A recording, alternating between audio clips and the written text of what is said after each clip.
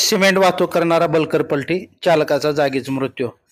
सोलापूर पुणे महामार्गावर आज सायंकाळी 6च्या सुमारास सिमेंट वाहतूक करणारा बलकर पलटी होऊन झालेल्या अपघातात चालकाचा जागीच मृत्यू झाल्याची घटना घडली आहे. सोलापूर पुणे महामार्गावर वरवडे गावाजवळ शेडम येथून पुणे येथे जात असताना भरधाव सिमेंट बलकर क्रमांक KA32 AA25 आकारावरील चालकाचं गाडीवरील नियंत्रण सुटल्यानं रस्त्यावर सिमेंट बलकर पलटी होऊन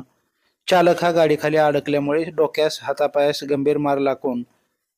जागीच ठार झाला असून सदर अपघातातील मृत तरुणास वरवडे टोलनाका येथील रुग्णवाहिकेमधून डॉक्टर महेश वावरे आणि रुग्णवाहिका चालक मगंद भोसले यांनी टेंभुर्णी येथील शासकीय रुग्णालयात शवविच्छेदनासाठी दाखल केले असून या अपघाताची माहिती मिळताच वरवडे टोल प्लाझा येथील गस्ती पथक आणि मुन्नीम महामार्ग पोलीस मदत केंद्राचे अधिकारी बालाजी साळुंके आणि त्यांचे कर्मचारी तात्काळ घटनास्थळी दाखल झाले असून या अपघातात मृत्यू झालेल्या तरुणाचं नाव चंद्रकांत दुर्योधन माने, वय 38, राहणार आष्टी, तालुका मोहोळ, जिल्हा सोलापूर असे आहे.